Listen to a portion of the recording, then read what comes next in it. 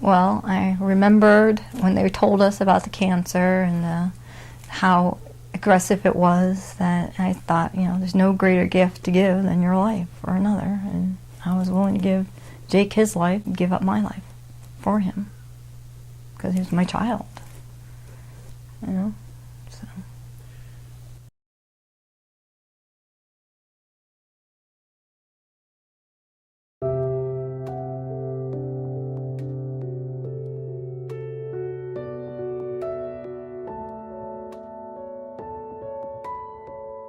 Every family has a dream, and our dream was coming true.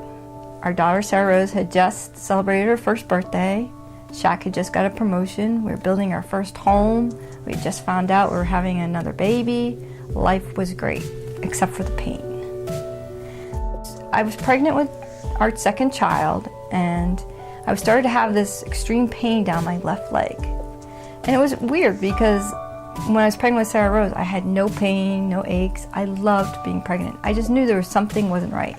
So I was going to my monthly prenatal exams, and I was talking to the doctor about the pain going down my leg, and he kept reassuring me that there was nothing to worry about. There's a baby sitting on the sciatic nerve, that once Jake grew and shifted, or if, once the baby was delivered, the pain would go away. It's very common in pregnant women, nothing to worry about. And he told us that, show me a pregnant woman who's not in pain. But the pain got debilitating. I couldn't function anymore. I couldn't take care of Sarah Rose. I couldn't take care of Shaq, the house. I couldn't do anything. There was no over-the-counter medicine that took away the pain. We tried narcotics that did not pass the placenta. Still no relief. Finally, I was hospitalized, and an MRI was done.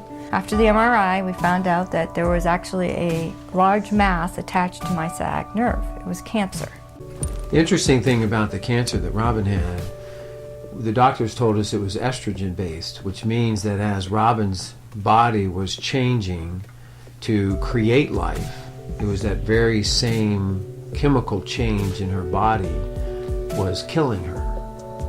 And the best way for me to explain it is if you've ever started a charcoal fire and you've got that charcoal lighter and you're squeezing the lighter fluid onto the charcoal, the type of cancer that Robin had was as if her body was squeezing the charcoal, the lighter fluid on her cancer, and her cancer is very, very aggressive. I remember one day with the doctor, he called me in and he said, I've got some good news for you and I've got some bad news. I said, well, will you do me a favor and tell me the good news first? And he said, the good news is we're going to do surgery on your wife's cancer and remove the tumor, but because the pelvis bone is connected to the thigh bone, which is connected to the knee bone, she's going to lose her leg in the surgery. And I said to the doctor, I said, I wanted the good news first. And he said, that is the good news. And I said, well, okay, then what's the bad news? And he said, the bad news is that she'll be dead in 6 months. And I went, all right.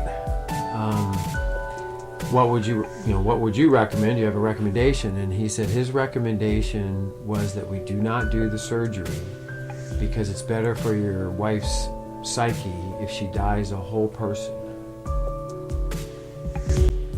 And that's when my pilot background kicks in, and I have to kind of think of things logically at that point so that I can make an informed decision.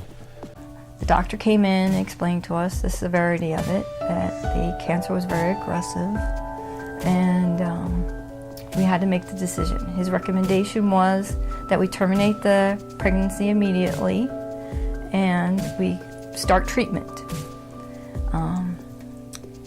So Shaq and I had some discussions, and I asked him, Shaq, will you raise the children? And he said yes.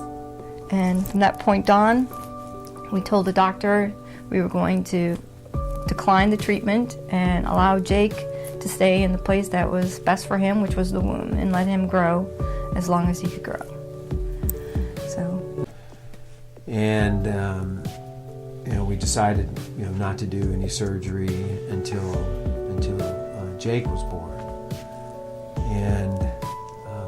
and then that's when you were on the epidural, and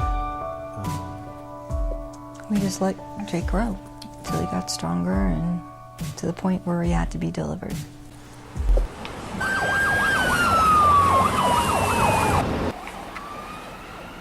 Ma'am, I'm here to help. My name is Jake.